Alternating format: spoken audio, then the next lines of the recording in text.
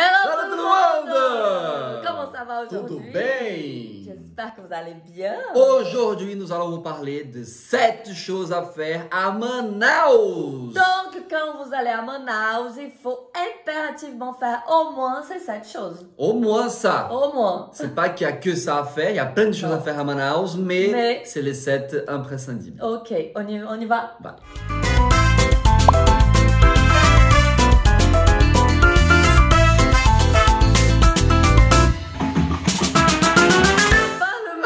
Dit là, mais je crois que ça n'existe pas. Ça n'existe pas absolument à faire.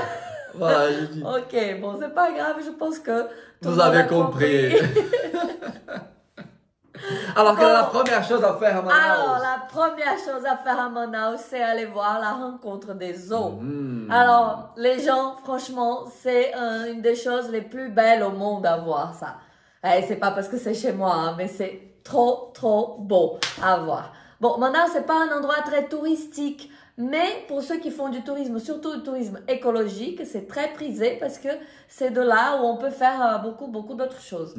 Qu'est-ce que c'est la rencontre des eaux? Je peux expliquer? Ah, là, je pensais que c'était une question. Ah non, oui, c'est une question. En fait, on fait la vidéo à deux, mais elle madame se pose une question. Alors qu'on est deux à faire la vidéo. Mais c'est parce qu'on parle de Manaus, alors bon, j'aime bien du coup le sujet. Ouais. Bon, la rencontre des eaux, c'est au milieu du fleuve. Il y a 2 fleuves qui se rencontrent mais qui ne se mélangent pas. Vous imaginez le truc?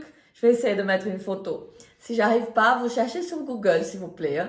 La rencontre des eaux en Amazonie. Ouais. Et en fait, il y a 2 fleuves qui s'appellent Solimões et Rio Negro. Et ces 2 fleuves, au bout d'un moment, ils se retrouvent dans un endroit. Et puis, les 2 eaux ne se mélangent pas. Il y a un des 2 fleuves qui est très noir et l'autre fleuve qui est marron clair. Et du coup, ça reste pendant plusieurs kilomètres où les 2 fleuves ils vont ensemble comme ça, mais sans se mélanger. Du coup, il y a 2 couleurs. En fait, c'est une question de densité. La densité est différente, donc les eaux ne se mélangent pas. Ça veut dire que tu as en pleine rivière, tu as 2 courants, d'un côté le marron, d'un côté le noir, et ça dure vraiment des kilomètres pour que l'eau commence un peu à se mélanger. C'est vraiment très long. Et en plus, là-bas, tous les fleuves, il y a beaucoup d'endroits très grands. C'est pas des petits fleuves, donc c'est très grand, donc c'est vrai que c'est impressionnant. Et bon, on parle de fleuve Amazonas quand même. Et là, c'est là les 2 qui deviennent le fleuve Amazonas. Avant, ils étaient pas. Avant, ils étaient Rio Negro et Solimões.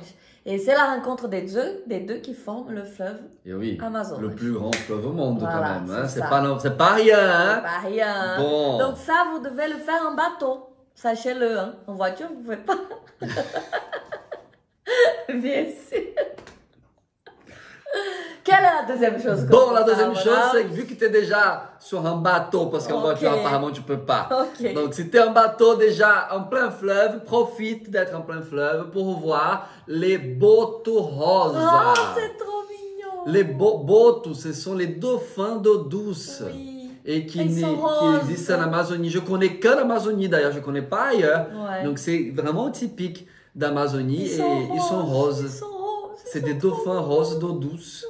Et parfois, ils peuvent même nager avec toi. Oui. Je ne sais pas si vous avez peur. Ça fait trop peur. On a fait. Oui. On a fait 2 fois, je crois. Mais moi, un jour, je nageais comme ça. On était sans faire exprès, sans les chercher. Sur un resto de fleurs flottant. Et il nageait. Il est parti loin et tout, le fou, là. Moi, j'ai peur.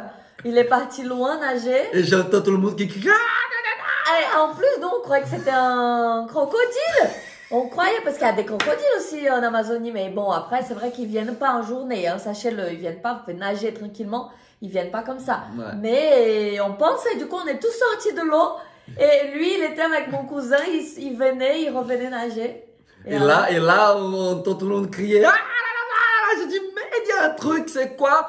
C'est un crocodile, c'est le boto, c'est je sais pas quoi. Et vu qu'ils sont grands et lourds, j'ai toujours peur de prendre un coup de queue là, comme ça, et que ça m'assomme. Et je sens un truc qui passe parce qu'il passe à côté de nous, il te frôle la peau comme ça. ils sont habitués à l'homme quand même. Oui, ouais. Et trop peur, t'as gênage vers le resto. Quand on arrive, il y a le boat qui est venu quand même dans la piscine parce que c'est un resto flottant. Donc il y a un trou pour faire comme une piscine. Ouais. Et il est quand même venu dedans. Oui. Ah ouais, impressionnant, magnifique, franchement, super mais sur beau. Le coup, t'as eu peur. Ah, mais grave, attends. J'ai eu peur qu'il m'assomme surtout et que je tombe dans les pommes. Et là. ça, c'était, vous voyez, donc là, des fois, dans un resto dans le fleuve flottant, on peut voir des boats par hasard, mais aussi on peut aller nager avec eux. Alors, c'est pas dans un enclos comme on voit les dauphins dans les parcs aquatiques. C'est en liberté. C'est vraiment, ils sont en liberté, sauf que ils sont habitués à faire ça pour des touristes. Du coup, ils ont toujours des poissons, des trucs comme ça pour les attirer et les faire venir. Mais c'est vrai qu'ils sont en liberté. On est en plein fleuve, quoi. On est au milieu de rien. Et ça fait quand même peur. Il y en a un, une fois, qui tirait sur la corde de mon gilet de sauvetage. Et j'avais peur aussi. Ah là là, il mord mon truc. Mais enfin, ils sont trop Mais mignons. c'est incontournable, ça vaut le coup. C'est vrai que c'est à faire. C'est à faire. Et du coup, je profite pour continuer la balade en bateau. Et en continuant la balade en bateau, il y a une tribu indienne. Je sais pas si on dit indienne ou indigène. Indigène. Indigène. D'accord, on dit indigène. Donc une tribu indigène que vous pouvez visiter. Donc c'est pas une tribu, comment on dit, qui ne voit personne. Ils sont habitués à avoir des touristes tout le temps. Donc ils font des trucs exprès, ils font des danses, ils montrent un peu la culture, ils montrent un peu l'artisanat, voilà, les choses qu'ils fabriquent, les peintures, ils vous font des peintures aussi sur vous, et puis bon, on laisse un petit peu de contribution financière, mais c'est très très joli à voir et très intéressant parce que vous plongez dans cette culture, ils sont nombreux, en plus, et on est aussi dans la maison indigène, je sais pas comment on appelle en français. Mahok. Ouais, je sais pas comment dire en français. Mahok, dans leur habitat naturel, voilà, quoi. Vraiment, dans leur maison. Voilà. Donc, ça aussi, c'est à voir à Manaus. Oui. C'est vraiment intéressant. C'est vraiment riche. C'est de la culture. 3. C'est le 3e. Toi, c'est le 4e. Ouais, moi, c'est le 4e. Et le 4e, vu que tu es dans la jungle, moi, je reviens à la ville. Ok. D'accord. Parce qu'il y a un truc absolument à manger là-bas. Je sais pas si vous allez aimer. Moi, j'ai aimé au début. Après, j'ai moins aimé. Donc, je suis un peu mitigé. Il faut que je regoute. Ça s'appelle le takaka. Ah ouais, le takaka. Bon, c'est pas du caca. C'est du takaka. Oui, en français, ça marche pas trop ce nom. Mais c'est comme une soupe, je peux dire ça. Ouais, comme une soupe. Comme une soupe, c'est chaud. Attendez. Ah. C'est la machine à laver qui sonne. Pourquoi t'appuies pas dessus? C'est bon. Non mais... Vas-y, takaka. C'est la machine à laver qui sonne. Revenons au takaka. C'est le réveil de la machine à laver qui sonne. Bon, c'est comme une soupe servie avec parfois des crevettes. Tu peux choisir d'avoir des crevettes ou pas. Dedans. Des crevettes d'eau douce. Hein. Oui. Des crevettes d'eau douce. Dedans. C'est fait à base du manioc. C'est le liquide. En fait, c'est le jus du manioc. Je suis sûr que tu ne savais même pas qu'il y avait un jus au manioc. Ouais. Quand on écrase, le manioc. Il y a un jus qui sort, qui s'appelle tokupi, qui est vénineux. Oui. Et il passe il doit être cuit pendant plusieurs jours avant de pouvoir être consommé. Voilà, il y a toute une transformation avant de pouvoir le boire, le consommer. C'est un jus un peu vert clair. Oui. C'est un peu un caca de bébé. Non mais n'importe quoi. Et je vais pas regoûter comme ça. C'est vrai, ça va pas leur donner envie. Non. Non, mais bon. C'est une soupe. C'est vert clair. Et ça a des apports nutritionnels, ça a comment on dit, des choses, ça fait du bien, quoi. Il y a des choses bien fort parce pour la santé. Ouais, moi, ça m'a déstabilisé d'avoir bu ça la première fois. Ouais. C'est vrai parce que c'est tellement puissant. C'est des choses puissantes, c'est des choses qui viennent des indigènes, justement. C'est puissant, c'est le mot vraiment, c'est puissant. Et après, bon, ça fait du bien au corps, ça fait du bien pour plein de choses. Il y a plein de vertus, c'est ça le mot. Mais ça, c'est à goûter. Et il y a une feuille qu'ils mettent dedans. Donc il y a le tucupi, du coup, c'est le jus. Il y a des crevettes, Il y a aussi à gomme. C'est le truc qu'ils font aussi avec du manioc et qui devient un truc, comme de la colle liquide, vous voyez, qui est transparente. Ah oui, comme de la gélatine. Comme de la gélatine, ouais. oui, qui est liquide. Et du coup, ils mettent un petit peu aussi dans ce jus. C'est vrai, c'est vrai. Avec les crevettes et cette feuille qui s'appelle le jambou. Oui, c'est une feuille. Ils mettent quelques morceaux de feuilles. Oui. Mais quand tu manges la feuille, elle te rend la langue insensible, anesthésie. C'est une feuille anesthésiante. Ouais, anesthésiante, ouais. Donc la langue, tu la sens plus à certains temps, tu vois. C'est incroyable quand même, parce que c'est un truc nature, quoi. C'est Et oui, tu peux pas faire plus nature que ça. Plus vegan, là. Sans les crevettes, quand même. Sans les crevettes, tu peux pas faire plus. Ouais. Mais du coup, je pense que la feuille, elle calme la langue pour que tu puisses boire parce que ça se boit très chaud. Oui. Et c'est peut-être pour ça que tu brûles pas. C'est brûlant, c'est chaud. En plus, à Manaus, il fait hyper chaud, vous voyez. Mais c'est pareil que boire le thé dans le désert. Mais c'est pour ça, on dit qu'il faut manger chaud quand il fait chaud. C'est ça, même si des fois on ne le veut pas trop parce que c'est chaud, mais c'est vrai qu'on le boit ça là-bas alors qu'il fait hyper chaud. Ouais, c'est typique d'Amazonie ça. Typique d'Amazonie. Il faut le boire. Il faut le goûter. Et en plus, on le boit dans une couille. Donc c'est dans un... Ah oui, une calebasse. Ouais, c'est ça. Dans une calebasse. Une demi. Ouais. Calebasse. Et du coup, on ne peut pas le poser non plus. Hein, donc il faut le boire, il faut le... vite. Et tu le bois. C'est chaud. Ouais, le takaka. Et on a dit combien? 4? 4, ouais. Du coup, 5e. Attendez, je regarde dans le papier. Et oui! Allez voir le théâtre Amazonas. L'opéra de Manaus, qui est très connu. Comme je vous disais, Manaus, c'est pas une ville très touristique parce qu'il n'y a pas beaucoup de choses pour touristes exprès, vous voyez, à voir. Mais il y a ce théâtre qu'on appelle opéra, je crois, en français. Et qui est magnifique, il est très très beau, il est connu, il a accueilli déjà beaucoup d'artistes non,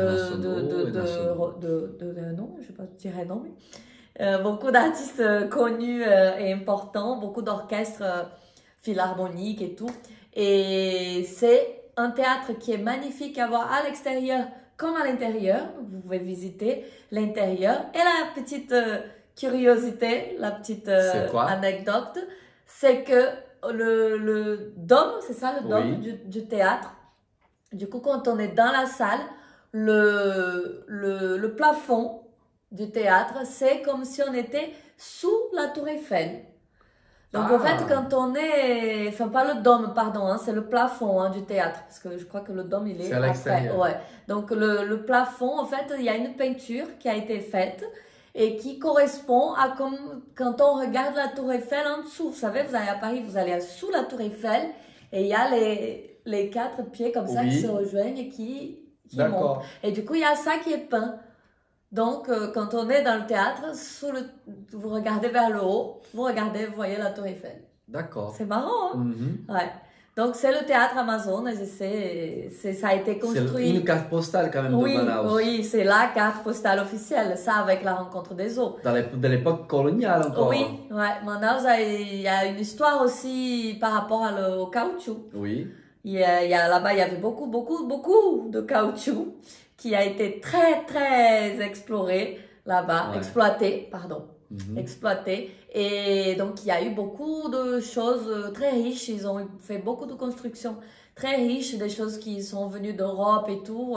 D'ailleurs, il raconte que les riches de Manaus de l'époque faisaient laver leur linge en Angleterre par bateau. Ils faisaient envoyer et revenir par bateau pour laver le linge. Pourquoi envoyer le linge aussi loin pour les laver, quoi? Non, mais tellement c'était une puissance en richesse quand même, cette région-là, avec le caoutchouc. Surtout le caoutchouc. Oui, c'est vrai.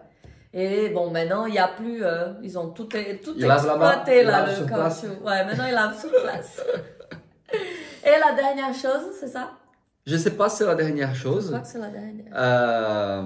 Ah non, il y en a 2. Il me reste 2.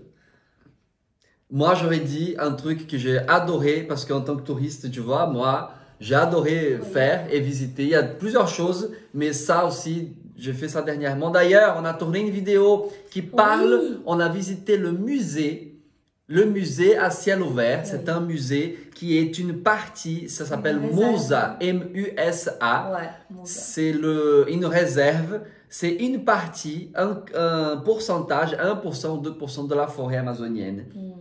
C'est un endroit qui est énorme, mais vous imaginez ce qui est 1% de la forêt amazonienne? C'est rien par rapport à ce qui est vraiment la forêt. Et de là, tu as un aperçu, tu as des guides et des gens vont t'expliquer plein de choses. Les biologistes qui sont là, les biologues, biologistes qui sont là pour tout expliquer.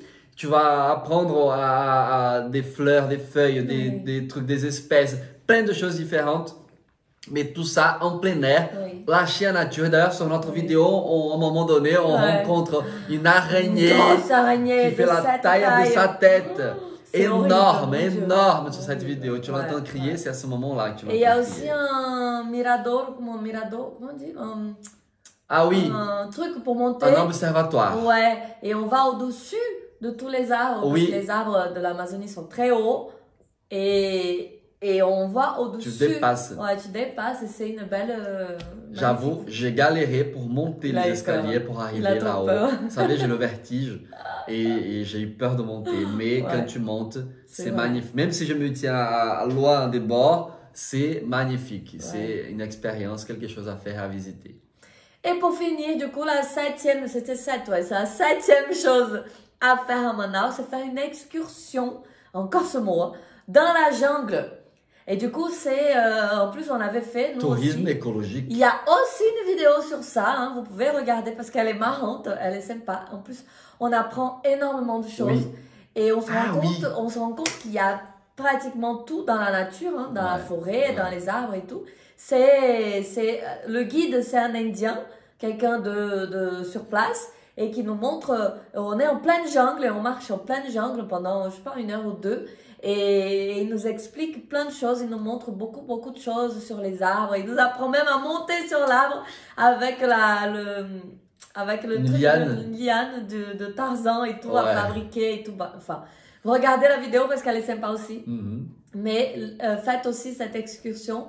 Ça peut faire 1 journée, vous pouvez aussi passer 1 nuit dans la jungle. Ça, on n'a pas encore eu le courage de le faire parce que moi j'ai peur des bêtes quand même. Mais ça vaudrait le coup de faire. Mais oui, ça vaut le coup de faire. Mais visiter Manaus, visiter l'Amazonie, c'est magnifique, c'est vraiment beau à voir. Les gens sont sympas, bien sûr. On mange bien. Il y a des fêtes aussi. Il y a beaucoup de choses à faire à part des trucs trop touristiques. Moi, ce que je trouve super à Manaus, c'est qu'en tant que quelqu'un qui vient de notre ville, on a l'impression que Manaus, on avait en tout cas l'impression que Manaus c'était que la forêt. Et quand on arrive, Manaus c'est une capitale, une grande capitale, c'est une ville de 2 millions d'habitants, c'est un truc énorme, on se rend même pas compte. Il n'y a pas un centre, c'est plusieurs centres, c'est un truc vraiment énorme. Et en plus d'avoir cette capitale de cette région-là, tu as la forêt, tu as tout ce côté écologique, découverte, protection, préservation de la forêt, avec tout ce qui va avec, les populations indigènes, la faune, la flore, enfin tout. La rencontre des eaux, le poumon du monde, tout ce qu'on entend parler dans les médias, mais c'est vraiment très complet, très intéressant. Et j'aurais pas été à Manaus forcément en premier choix, mais une fois que tu as été à Manaus, tu es pris dans le truc et tu as envie d'y retourner parce qu'il y a toujours quelque chose à faire et à voir là-bas. Donc ça vaut le coup. C'est bien de t'entendre parler de Manaus. C'est comme lui qui m'entend parler de Salvador. Et c'est toujours bien d'entendre quelqu'un d'autre justement qui n'est pas de là-bas parce que c'est vrai que nous, quand on est de l'endroit, on ne le voit pas de la même façon de quelqu'un qui n'est pas. C'est comme nous qui sommes en France, on voit plein de choses que les Français aujourd'hui trouvent normales et pour nous, ce sont des choses incroyables, différentes parce que au Brésil c'est différent. Enfin, et vice versa, quand les Français vont au Brésil, ils voient des choses que nous on ne voit plus. Donc c'est sympa de voir ces deux visions différentes. C'est ça. J'espère que ça vous a plu. Allez visiter Manaus. Laissez le like aussi à notre vidéo. Abonne-toi à notre chaîne. Et on voit un ami qui veut partir en Amazonie. C'est ça. Laisse-moi un commentaire. L'Amazonie, les araignées. Tu as peur ou pas? Et regarde les autres vidéos. Allez, il y a plein de choses à faire. Allez, je compte sur vous. Beijo, ciao. Ciao. Au revoir.